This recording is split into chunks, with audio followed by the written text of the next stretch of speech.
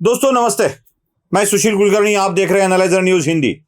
फिर से एक बार राहुल गांधी के विषय पर आपके सामने प्रस्तुत हूं। राहुल गांधी का एक वक्तव्य बहुत ही प्रसिद्ध हो चुका है। नहीं, सावरकर वाला नहीं, वो तो अभी पुराना हो चुका है। एक नया वक्तव्य उन्होंने दिया है और वो महाराष्ट्र के सारे पुरोगामी पत्रकार उसको बार बार फेसबुक ट्विटर पे पोस्ट कर रहे हैं। उसमें राहुल गांधी मैं डरता नहीं हूं ये बोल रहे हैं, मैं किसी से डरता नहीं हूं ये भी बता रहे हैं, और अपने परिवार में क्या हुआ ये भी बोल रहे हैं, अपने साथ हिंसा की गई ये भी बता रहे हैं, और डरूंगा नहीं ये बोल रहे हैं। और ये है स्पिरिट, इसे कहते हैं सच में लड़ना।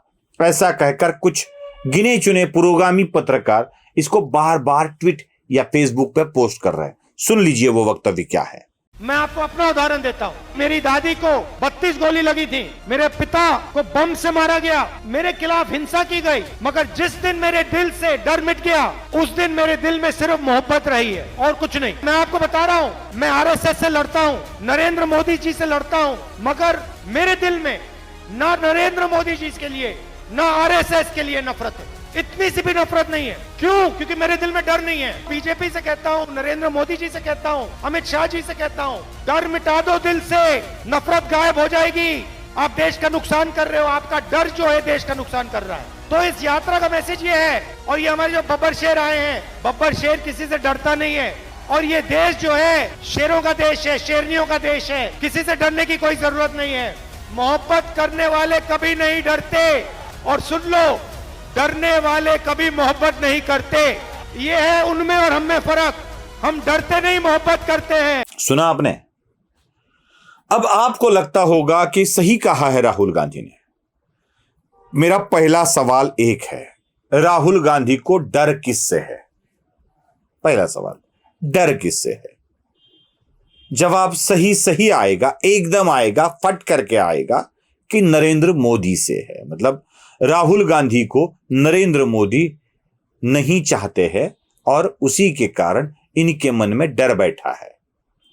राहुल गांधी के साथ हिंसा हुई, इसका मतलब क्या है? उत्तर प्रदेश के किसी गांव में राहुल गांधी आंदोलन के लिए जा रहे थे, तब उनको रोका गया, इसे कहते हैं राहुल गांधी हिंसा। मतलब पुलिस का धक्का लगा, राहुल गांधी नीचे गिर गए, ये वाली जो स्टोरी बताई जाती थी ना पहले, वो उन्नाव जा रहे थे या कहीं जा रहे थे, उस वक्त ये बात हुई थी। जाने नहीं दिया गया था क्योंकि वहां पर हिंसा भड़कने की आशंका भी थी। राहुल गांधी खुद को यहां पर हिंसा वाली बात करता है खुद के साथ। अब मेरे सवाल और कुछ है। मैं मानता हूं कि देश की प्रधानमंत्री रह चुकी इंदिरा गांधी की हत्या हो चुकी थी। क्या इंदिरा गांधी की हत्या के लिए जिम्मेदार भारतीय जनता पार्टी है, या इंदिरा गांधी की हत्या में कोई भारतीय जनता पार्टी या हिंदुत्ववादी तत्व सहभागी है? बिल्कुल नहीं है, बिल्कुल नहीं।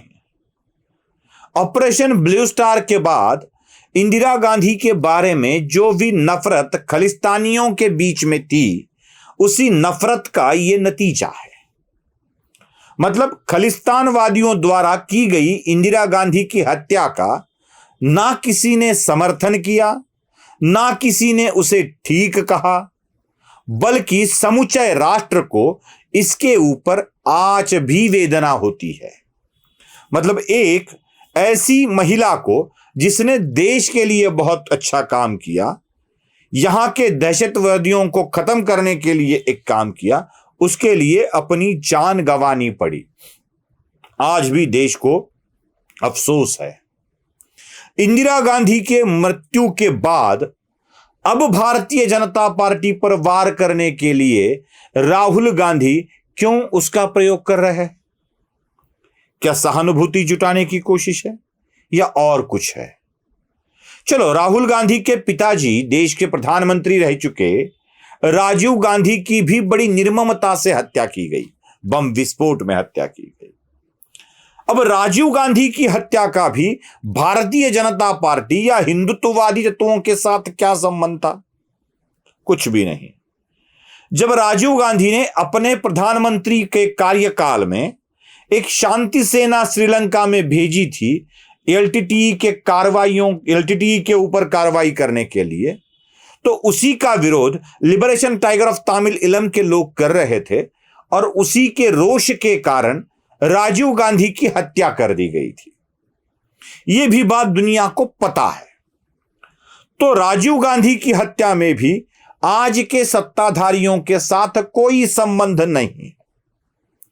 ना राजीव गांधी के हत्या करने वाले लोगों को जेल से छुड़वाने में भारतीय जनता पार्टी का हाथ है। आज तो सरकार कांग्रेस के समर्थन वाली ही है वहां पे तमिलनाडु में, जहां की सरकार ने उन हत्यारों को छोड़ दिया है।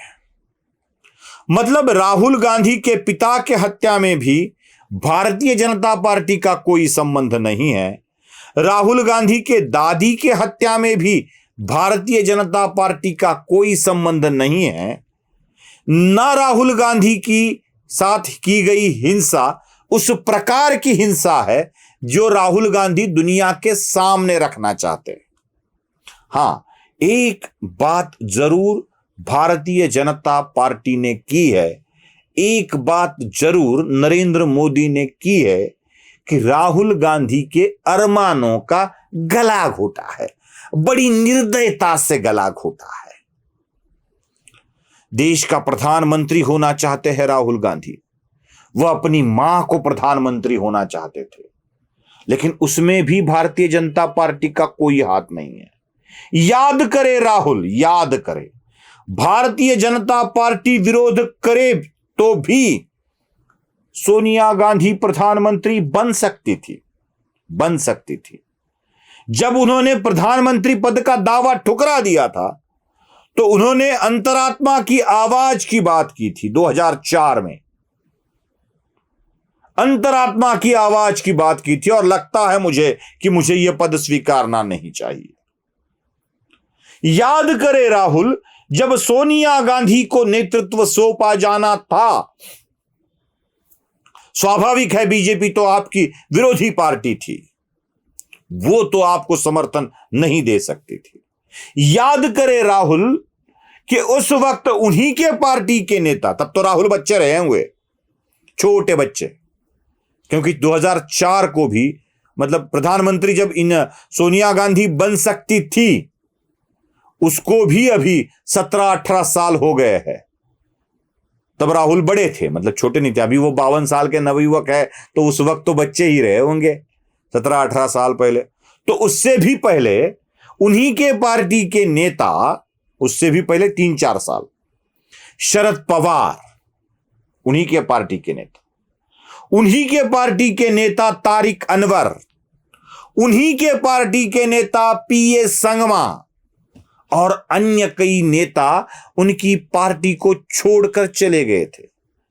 सोनिया गांधी के प्रधानमंत्री होने के ख्वाब का गला घोटने वाली भारतीय जनता पार्टी नहीं थी, उन्हीं के पार्टी के नेता थे। राहुल अध्यक्ष बनना चाहते थे या सोनिया को अध्यक्ष बनना था, तब G23 वाले ग्रुप ने इसका विरोध किया। क्या इसमें एक भी भारतीय जनता पार्टी का नेता था? सारे के सारे तो कांग्रेस नेता ही थे। मतलब गांधी परिवार को कांग्रेस का अध्यक्ष बनने के लिए रोकने में कांग्रेसी ही नेताओं का ही हाथ था ना, सारे के सारे आपके ही नेता थे। तो इसका भी दोष आप भारतीय जनता पार्टी के माथे कर रहे हो, यह कैसे चलेगा? कम से कम कोई ऐसी तथ्यों वाली बात तो करे जिसके ऊपर आप भारतीय जनता पार्टी पर दोष मढ़ रहे हो। आपको प्रधानमंत्री होने के लिए रोकने की एक बात भारतीय जनता पार्टी ने गलती की है। गलती की है मतलब कार्य किया है, कांड किया है। आप जो 200-250 सीट लाके प्रधानमंत्री बनना चाहते थे, वो आपको इतने छोटे सीटों में सिमटा दिया कि आप विपक्ष का नेता भी नहीं बना पाए। इतनी भी हैसियत नहीं रखी। बस एक ये अरमानों का गला घोटने की हिंसा भारतीय जनता पार्टी ने जरूर की है। लेकिन पार्टी का अध्यक्ष बनने में रोकने वाले भारतीय जनता पार्टी नहीं है। आपके पिता की हत्या करवाने वालों में भारतीय जनता पार्टी नहीं है, आपके दादी की हत्या करवाने वालों में भारतीय जनता पार्टी नहीं है। ये ध्यान रखे राहुल।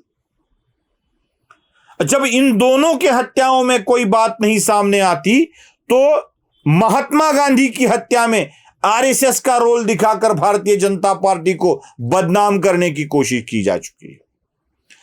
आखिरी में तुषार गांधी ने भी कह दिया था कि सावरकर ने ही पिस्तौल दिया था। अरे भाई, दिया था तो उस वक्त कोर्ट क्यों नहीं गए? आपके पिताजी जा सकते थे, आप जा सकते थे, आज भी जा सकते हो। जिस तथ्य को आप तथ्य मानते हो उसे कोर्ट के सामने साबित कर दो और दे दो सजा सावरकर को मृत्यु के उपरांत भी। लेकिन उस वक्त तो आप साबित नहीं कर पाए। मतलब इंदिरा गांधी की हत्या में, राजीव गांधी की हत्या में आप आरएसएस का हाथ नहीं दिखा सकते हो, इसलिए महात्मा गांधी की हत्या में उसको दिखाने का हरदम प्रयास किया जा रहा है। यह बदनामी की और सहानुभूति बटोरने की कोशिश है। राहुल जानते हैं, अच्छी तरह से जानते हैं कि देश में सहानुभूति से ही काम चलने वाला है। अब तब इंदिरा गांधी ने कहा था मेरे खून का एक एक कतरा इस देश के लिए काम आ जाए। सोनिया गांधी ने कहा था मैं बहू भी यहां बनी, विधवा भी आपके सामने हुई। सोनिया गांधी के पार्टी को अच्छी सीटें मिल गई थी। आज वही सहानुभूति वाला खेल राहुल गांधी देश की जनता के साथ खेलना चाहते हैं और बटोरना चाहते हैं वोट, जितने वो बटोर सके। लेकिन अब सोशल मीडिया बढ़ गया है। भले ही मीडिया आपके हाथ में हो, सोशल मीडिया बढ़ गया है और वो जानता है कि आपके मन में असल में क्या है, और वही सोशल मीडिया समाज में भी इस विषय को पहुंचा रहा है। वीडियो पसंद आए तो लाइक, शेयर और सब्सक्राइब जरूर कीजिएगा। धन्यवाद।